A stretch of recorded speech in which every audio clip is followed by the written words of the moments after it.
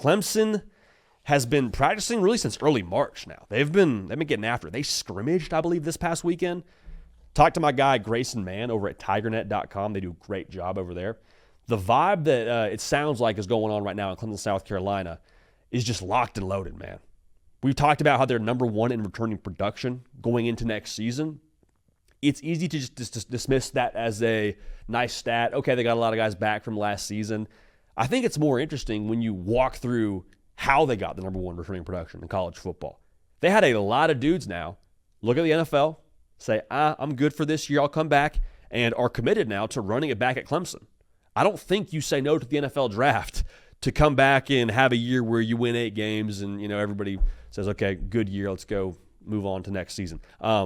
Guys that contributed in a big way last season that are going to be back, Cade Klubnik being one of them. From what I have been told, this team is operating at maybe a different temperature than they were a season ago. There's a lot of clarity around what they're after. It is ACC championship. I have to believe it's national championship. One of the first notes that I got around Clemson in spring practice is they are already fired up about what Tom Allen brings to the table. Defensive coordinator coming over from Penn State to Clemson, was a drive away from playing for a national title game a season ago. The word that I've been told to associate with him is just organization. Now, during spring practice at Clemson, they tried to give Tom Allen a microphone to speak above the volume of the practice and just to make his voice heard. Mic wasn't working. Tom Allen said, keep that. I'm good. I'm just going to go ahead and let my voice boom. He says that they're going to make sure they're the best tackling team in America is the Clemson defense. Listen, I know it's spring practice. I know there's still a long way to go till fall camp. But if your DC is talking like that and making that a point, you pair it with what they have on the roster, that is very, very good news. That is very, very good news. Now, Tom Allen didn't just go back and watch Clemson's game tape a year ago. He went back and watched the practice tape. And he was not impressed with it. He thought there needed to be more effort, more urgency. I spoke to someone close to Clemson that said that last year during fall camp felt like it wasn't quite as intense as it needed to be. That has been changed. That has absolutely been changed. Everyone you talk to close to Clemson says there is more of a sense of, again, urgency, cohesion, organization, all those things which are kind of buzzwords at this point in time. But to hear the contrast from what they have this year on defense to what they were last year on defense, Ben Boulware is also a guy that's on the staff at Clemson that obviously played linebacker at Clemson, and everyone who knows what he's about knows what he's about in terms of how intense he is. It sounds like that is trickling over to how they're practicing, and that is very, very good news. So the staff in itself, from Tom Allen to a Ben Boulware to a Garrett Riley, all just Matt Luke on the offensive line, it sounds like the pieces on this staff now are alleviating Dabo Swinney of having to give any extra attention to a specific part of his football team. So he's allowed to just be the CEO and be the head coach and be the coach that he, honestly signed up to be. Now, with Clemson, it's funny, we're talking about transfers. We're talking about a handful of transfers that Clemson got via the portal, and Will Heldt looks the part. 6'6", 265. People say you walk out on the practice field, that dude's different. As a big-looking human being. Now, he may not be a speed kind of rusher for Clemson, but you add him to that defensive line with T.J. Parker, a Peter Woods. You start to do the math here. You say, okay, you can't give the proper attention to all of those guys. You probably have to give somebody man-to-man blocking scheme. And if that happens, they feel real good about what they have. I was told he could easily be an 8 to 10 sack kind of guy for them this upcoming season. You look at what Clemson was last year defensively. They allowed 4.6 yards a carry. I've been told they took that Texas game with how well Texas ran the football against them just a little bit personally. And I think that's a good deal for Clemson.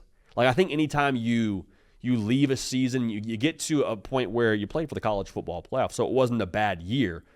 But to use a lack of a better phrase, your face kicked in that setting, and say, okay, we need to level up to get to that point to go compete for national championships, which we expect to here at Clemson. I think that might be just the kick they needed. And so Tom Allen, obviously, with what he brings to the table, is going to make sure they have an extra kick here, too, metaphorically speaking, to get to where they want to go. Another transfer, wide receiver Tristin Smith from Southeast Missouri State, FCS stand up. They like what they have in him. Heard he had a good scrimmage. He may not be a go-to guy over Wesco Amore and Antonio Williams, but he's 6'5". the person I spoke to compared him to a Mike Williams in terms of body type. He could be a weapon for them when you get inside the red zone, maybe you're 20 and in, and he can go win a jump ball for you. How crucial was Mike Williams for Clemson in multiple spots, being able to go high point a ball in the red zone or in the end zone and top shelf where the kids can't get it. Very excited about what he brings to the table. One more guy in the pass catcher room to speak to, not a wide receiver, but a tight end.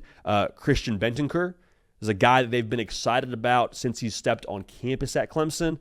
He is getting some more burn this spring due to injury, but he's one of those guys that they think that now he's getting some more reps. He's going to be a tough guy to take off the field. Running back room is in a good spot. Okay, Adam Randall, they are encouraged with what they've seen from him so far. Early enrollee freshman Gideon Davidson is a top 5 back in this most recent 2025 cycle. They think he could start for them game 1. Now, Dabo Swinney, if you know how he operates, he's not necessarily majoring in the world of playing freshmen. I don't know if that's a thing that's more on the freshman or more on Dabo Swinney.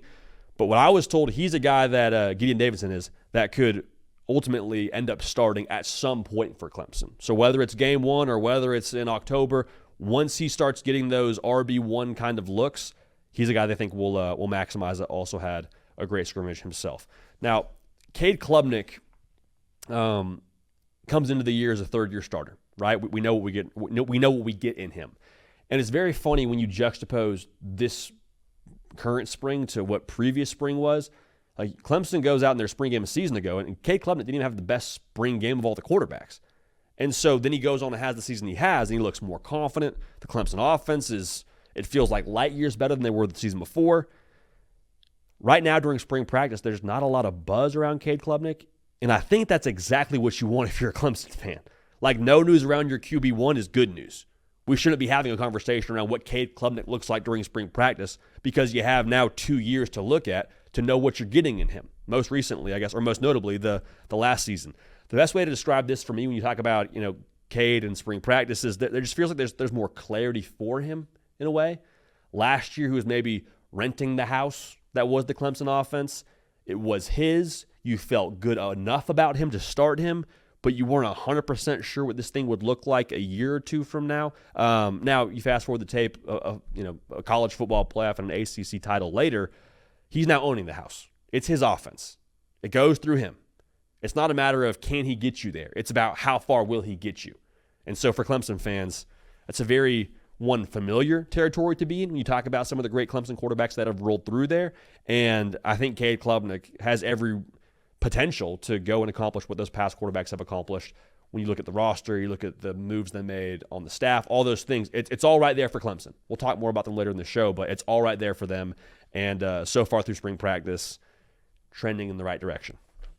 As you should during spring. If you're not trending in the right direction during spring, man, we got to have another conversation. All right, the hard count brought to you by our friends over at Game Time, a familiar friend of the program. Y'all know what time it is.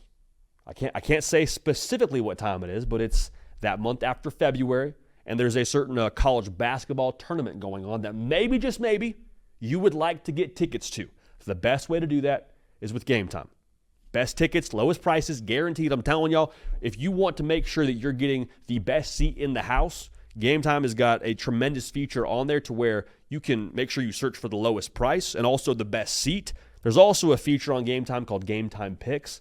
It's a little curation for you to suggest events that you might like to go to, such as a certain college basketball tournament going on this month. And it'll make sure that they, again, formulate for you the best view and the best ticket price for your liking. One thing I like about Game Time, before you purchase the ticket, you got a little view from your seat before you buy. So you don't buy a ticket to whatever college basketball tournament you might be going to this month. And you say, this is awesome. Why is it such a low price? Oh, because I'm sitting behind the Jumbotron. Nope, none of that. Game Time got you covered. And they're going to make sure that you are all set. So this is very important now. If you hear nothing else, hear this. Download the Game Time app. Create an account. Use code HARDCOUNT. Again, code HARDCOUNT for $20 off your first purchase. Terms apply. Create code HARDCOUNT. Redeem it at HARDCOUNT for $20 off. Download Game Time today. Last minute tickets, lowest prices guaranteed. Good stuff from the folks at Game Time, man. Getting the people, the program, where they want to go.